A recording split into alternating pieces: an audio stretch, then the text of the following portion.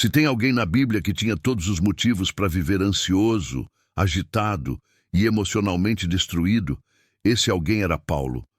Ele enfrentou prisões, açoites, perseguições, abandono, calúnias, fome, tempestades, noites insones e até naufrágios. Humanamente falando, Paulo deveria ter sido um homem dominado pelo medo e pela instabilidade emocional. Mas, surpreendentemente, quando você lê seus escritos, encontra um homem tranquilo, sereno, confiante, capaz de descansar no meio da tempestade. Alguém que aprendeu um segredo que poucos conhecem: como manter a calma enquanto espera o tempo certo de Deus agir. Paulo não mantinha a calma porque sua vida era fácil. Ele mantinha a calma porque sua fé era profunda. Ele não era calmo porque tinha controle das circunstâncias. Ele era calmo porque tinha entregado esse controle nas mãos de Deus. E é exatamente isso que você vai aprender hoje. Porque talvez você esteja agora rodeado por pressões, incertezas, respostas que ainda não vieram, portas que ainda não se abriram e situações que você não consegue mudar.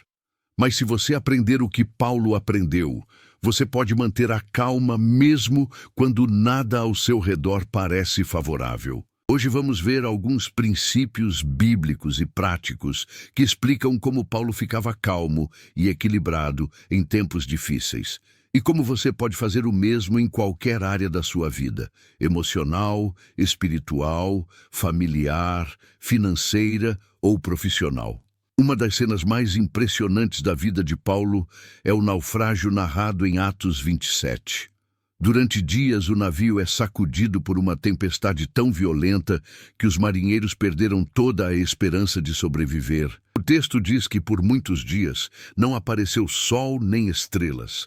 Era a forma antiga de dizer: não vemos saída, não vemos direção, não vemos nenhuma luz. O desespero tomou conta de todos, menos de um homem. No momento em que todos achavam que seria o fim, Paulo se levanta e diz: "Tende bom ânimo." É preciso perguntar: como alguém pode dizer "tenham ânimo" enquanto o navio está partindo ao meio, enquanto o mar ruge, enquanto a morte parece certa? A resposta está no próprio discurso de Paulo: "Porque esta noite o anjo de Deus, de quem eu sou e a quem sirvo, esteve comigo." Paulo estava dizendo: eu não estou confiante porque o mar está calmo, eu estou confiante porque Deus está aqui. Ele sabia que, mesmo quando tudo parecia fora de controle, o comando ainda estava nas mãos de Deus. E quando alguém sabe de verdade que Deus está no controle, a alma não desaba. O coração não entra em pânico. A mente não se desorienta. Paulo tinha uma convicção inabalável. Nada acontecia sem a permissão e sem o propósito de Deus. Ele não sabia como iriam escapar, não sabia como seria o desfecho, não sabia qual seria o caminho até a ilha. Mas sabia quem estava governando cada detalhe. E essa certeza é o que produz calma em meio ao caos. É exatamente isso que falta a muitas pessoas hoje. Não é falta de fé no poder de Deus, é falta de fé no governo de Deus. A pessoa acredita que Deus pode tudo, mas não acredita que Ele está no comando de tudo. Paulo descansava porque sabia quem dirigia a história. Ele cria que nenhuma tempestade era grande demais para impedir Deus de cumprir o que havia prometido. Por isso, mesmo cercado pelos ventos mais violentos, ele não perdeu o equilíbrio. O princípio é claro e decisivo. Quem acredita que Deus governa não entra em desespero. A certeza do governo de Deus não elimina as tempestades, mas elimina o pânico dentro da alma. Quem confia nisso permanece firme, mesmo quando o navio parece estar afundando. Essa é a paz que Paulo viveu e que você pode viver. Uma das declarações mais fortes de Paulo está em Romanos 8:28. Sabemos que todas as coisas cooperam para o bem daqueles que amam a Deus. Esse versículo não é uma frase motivacional. É uma convicção construída no fogo da experiência. Paulo não escreveu isso sentado em conforto, mas vivendo prisões, hostilidade, doenças, injustiças e rejeições. Ainda assim, Ele tinha certeza absoluta de que Deus tinha a capacidade de pegar qualquer situação, até a mais dolorosa, e transformá-la em propósito. Paulo sabia que Deus não desperdiça nada, nem lágrimas, nem traições, nem fracassos, nem injustiças, nem o que parece atraso. Para ele, o caos nunca é o fim da história. É apenas matéria-prima para Deus realizar algo maior. Essa visão transforma completamente a forma de enfrentar tribulações, porque em vez de perguntar, por que isso está acontecendo comigo? Paulo aprendeu a perguntar, como Deus vai usar isso? Esse ajuste interior muda tudo. No naufrágio, por exemplo, ele não se desespera. Ele sabe que o vento forte não tem poder para frustrar o propósito de Deus. Quando é preso injustamente, ele usa a prisão como púlpito. Quando é ferido por pessoas, ele transforma a dor em... Quando enfrenta limitações, ele descobre que o poder de Deus se aperfeiçoa na fraqueza. Nada era desperdiçado, nada era inútil, nada era aleatório. Em todas as coisas havia um sentido maior sendo costurado por Deus. Essa é a razão pela qual Paulo conseguia manter a calma. Ele não precisava entender imediatamente. Ele não precisava ter respostas agora. Ele não precisava ver o resultado no mesmo momento. Bastava confiar que Deus estava orquestrando tudo. Até aquilo que parecia injusto, até aquilo que aparentemente atrasava sua caminhada. Muitas vezes, a ansiedade nasce da sensação de que estamos sendo prejudicados, esquecidos ou derrotados pelas circunstâncias. Mas Paulo mostra que quando você entende que Deus está transformando tudo em algo benéfico, a alma encontra descanso. A calma cresce porque você sabe que, por trás daquilo que te machuca, há um Pai que trabalha por você.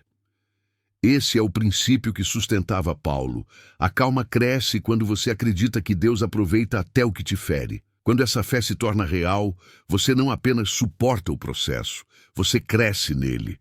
Poucos textos revelam tanto sobre o equilíbrio emocional de Paulo quanto Filipenses 4, 6, 7. Ele escreve, não andeis ansiosos por coisa alguma, mas sejam conhecidas diante de Deus as vossas petições, pela oração e súplica, com ações de graças. E a paz de Deus, que excede todo entendimento, guardará o vosso coração e a vossa mente. É importante lembrar onde Paulo estava quando escreveu isso. Ele não estava em um retiro espiritual, em um período tranquilo de sua vida, nem cercado de conforto. Paulo escrevia essas palavras de dentro de uma prisão romana, aguardando julgamento, sem saber se seria libertado ou executado. Mesmo assim, o tom de sua carta não é de desespero, e sim de serenidade. Como alguém em situação tão incerta consegue orientar outros a não viverem ansiosos? A resposta está no estilo de vida que Paulo cultivou. Ele transformava toda a preocupação em oração. Paulo não enfrentava a ansiedade tentando entender cada detalhe do que Deus estava fazendo. Sua paz não vinha de explicações, vinha da entrega. Ele sabia que, enquanto tentasse segurar tudo nas mãos, sua alma continuaria pesada. Mas quando colocava tudo nas mãos de Deus, o peso saía.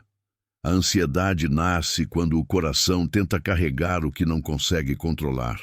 A oração é o ato de devolver o controle a quem realmente governa. Por isso, Paulo vivia em constante diálogo com Deus. Não era uma oração ocasional, era um hábito. Ele dizia, sejam conhecidas diante de Deus as vossas petições. Em outras palavras, não guarde nada, não carregue nada sozinho, não decida nada sem antes apresentar ao Pai. Cada preocupação que surgia era imediatamente transformada em conversa com Deus. O resultado dessa entrega era uma paz que não dependia das circunstâncias.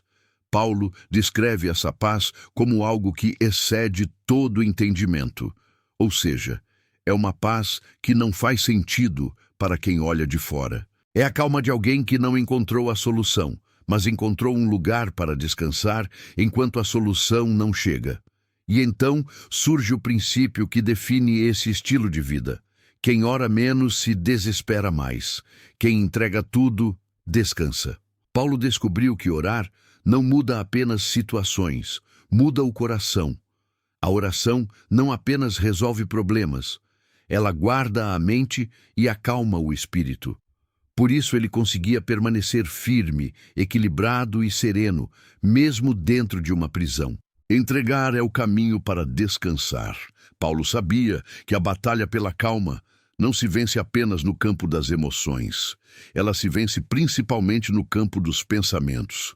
Por isso, ao falar sobre ansiedade em Filipenses 4, ele continua dizendo: tudo o que é verdadeiro, tudo o que é respeitável, tudo o que é justo, tudo o que é puro, tudo o que é amável, tudo o que é de boa fama, se há alguma virtude e se há algum louvor, nisso pensai. Essa instrução revela uma das disciplinas mais poderosas da vida cristã, a educação da mente.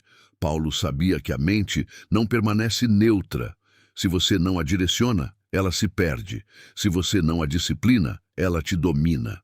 Ele entendia que pensamentos desordenados têm sentimentos desordenados e que pensamentos alimentados pela mentira produzem emoções alimentadas pelo medo. É por isso que pessoas com a mente solta, entregue a qualquer ideia, acabam vivendo com o coração inquieto. Uma mente indisciplinada nunca produz paz. Para Paulo, vencer a ansiedade não era apenas orar, era também aprender a pensar de maneira correta. Ele sabia que não basta entregar o problema a Deus pela manhã e depois alimentá-lo com pensamentos negativos durante o dia. Não basta orar por paz e depois meditar no caos. Não basta pedir descanso e depois cultivar preocupações. Por isso, ele orienta os cristãos a substituir pensamentos destrutivos por pensamentos saudáveis, baseados na verdade de Deus. Essa prática não é automática. Paulo chama isso de um exercício contínuo. Ele está dizendo: pensem no que é verdadeiro e não no que vocês imaginam, no que é puro e não no que contamina, no que edifica e não no que destrói, no que fortalece e não no que abate. Ele sabia que a mente, quando disciplinada, se torna aliada da fé e quando indisciplinada, se torna inimiga da paz. Muitas pessoas hoje se desesperam não porque o problema é grande, mas porque os pensamentos são descontrolados. A mente cria cenários, amplia medos, projeta tragédias e repete mentiras. A pessoa não sofre pelo que está acontecendo, mas pelo que imagina que acontecerá. Foi por isso que Paulo insistiu nesse ponto. A mente precisa ser educada pela verdade. Quando você aprende a filtrar seus pensamentos, a paz deixa de ser um momento e se torna um estado contínuo. Foi assim que Paulo manteve calma em situações que afundariam qualquer pessoa. Ele cuidava da mente tanto quanto cuidava do espírito. Um dos maiores segredos da calma de Paulo é que ele compreendia profundamente o tempo de Deus. Em Gálatas 6:9, ele afirma: não nos cansemos de fazer o bem, porque a seu tempo ceifaremos, se não desfalecermos. Essa frase revela a maturidade de alguém que aprendeu a não confundir demora com abandono e processo com fracasso. Paulo entendia que toda promessa tem um intervalo entre o que Deus falou e o que Deus cumpre, e que esse intervalo não é um castigo, é um preparo. Paulo nunca foi um homem apressado. Ele tinha pressa para obedecer, mas não para exigir que Deus realizasse tudo imediatamente. Ele sabia que Deus age em tempos e ciclos, e que a colheita certa chega no tempo certo, antes, nunca depois. Essa visão o livrou da ansiedade de querer controlar o ritmo das coisas. Ele aprendeu a confiar não só na vontade de Deus, mas também no calendário de Deus. Se observarmos sua trajetória, veremos que Paulo viveu muitos períodos de espera. Anos de silêncio antes do ministério crescer, tempo de anonimato em Tarso, temporadas longas de prisões, viagens interrompidas, planos frustrados. Em todas essas fases, ele não se revoltou. Ele sabia que Deus não desperdiça processos. Cada atraso aparente era, na verdade, uma etapa de formação. Cada porta fechada era proteção. Cada retenção era alinhamento. Paulo respeitava o tempo de Deus porque entendia que o crescimento interior precisa acompanhar o cumprimento exterior da promessa. Se a promessa chega antes do preparo, o peso destrói. Mas quando Deus trabalha dentro, Ele pode entregar aquilo que tem para fora. Muitas pessoas se desesperam porque querem que Deus faça agora, resolva agora, responda agora. Mas Paulo descobriu que a calma nasce quando você aceita que o tempo de Deus é melhor do que o seu. Ele sabia que esperar não é perder tempo, é amadurecer para o tempo certo. Ele não vivia pressionando Deus, mas se preparando para o que Deus preparava para ele. Quem respeita o tempo de Deus não desiste antes de ver o resultado. É por isso que Paulo não parava no meio do caminho. Ele entendia que se continuasse fazendo o que Deus mandou, no tempo determinado, ele veria a colheita.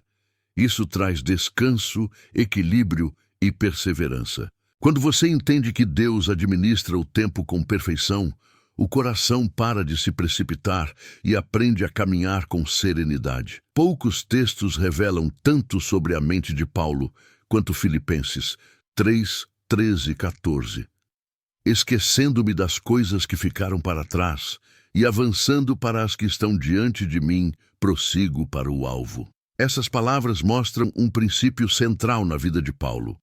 Ele não desperdiçava energia emocional com aquilo que não podia controlar. Ele sabia selecionar seus focos. E é por isso que conseguia manter a calma mesmo cercado de adversidades. Paulo entendia que a ansiedade cresce quando a mente se divide. Quando você tenta olhar para tudo ao mesmo tempo, passado, presente, futuro, problemas, opiniões, medos, possibilidades, o coração se fragmenta. É nesse ponto que nasce a inquietação. Por isso, Paulo tomou uma decisão diária: olhar para o alvo, não para os obstáculos. Ele sabia que quem vive olhando para o que atrapalha, perde o que edifica. Quem olha para as pedras, se esquece do caminho. Quem fixa os olhos nas dificuldades, se afasta do propósito. O foco de Paulo era tão claro que nada conseguia desviá-lo. Ele não gastava energia com críticas, injustiças, contradições ou ataques que surgiam contra ele. Em vez de reclamar das prisões, ele escrevia cartas. Em vez de lamentar perseguições, ele fortalecia igrejas. Em vez de se desgastar com o que não podia mudar, ele investia no que realmente tinha valor. Esse foco o mantinha emocionalmente estável. Ele entendia que não podia contra os ventos, mas podia controlar a direção do seu barco. O segredo da calma de Paulo está justamente aqui. Ele não permitia que a mente vagasse por caminhos inúteis. Ele não alimentava pensamentos inúteis, discussões inúteis, comparações inúteis ou preocupações inúteis. Para ele, tudo que roubava foco também roubava paz. Por isso, ele mantinha os olhos fixos na missão, na fé e na corrida que Deus lhe confiou. Muitas pessoas hoje vivem ansiosas porque tentam carregar assuntos que não lhes pertencem, lutar batalhas que não foram chamadas para lutar, resolver problemas que não podem resolver e dar atenção a coisas que não valem o desgaste. A ansiedade cresce à medida que o foco se perde. Quando você tenta olhar em muitas direções, a mente se enfraquece. Paulo mostra um caminho melhor. Concentrar-se no que é eterno, no que é essencial, no que realmente transforma. Por isso ele declara: prossigo para o alvo. Essa mentalidade produz leveza. Quem tem foco, encontra paz. Quem se dispersa, encontra ansiedade. Quando você alinha a mente ao propósito, a alma encontra descanso. Quando Paulo já estava no fim da vida, preso, envelhecido, com poucas pessoas ao seu lado aguardando a morte, ele escreveu uma das declarações mais fortes sobre fé e segurança espiritual. Eu sei em quem tenho crido. Observe que ele não disse: eu sei o que tenho crido, mas em quem? Essa diferença é gigantesca. Crenças podem até ser abaladas por circunstâncias, mas relacionamento não. Doutrina pode ser atacada, mas confiança íntima não se quebra facilmente. A paz de Paulo não estava fundamentada apenas em promessas, mas no caráter de quem fez as promessas. Ele confiava não apenas nas palavras de Deus, mas na pessoa de Deus. E é por isso que ele descansava. Paulo conhecia Deus ao ponto de saber que, mesmo quando não entendia o que estava acontecendo, ele continuava no controle. Mesmo quando não fazia sentido, Deus continuava sendo bom. Mesmo quando o futuro era incerto, Deus permanecia fiel. A alma de Paulo não se abalava porque sua segurança não estava nas circunstâncias, mas na fidelidade imutável do Senhor. Ele não temia a morte porque sabia quem segurava sua história. Esse é o fundamento final da calma.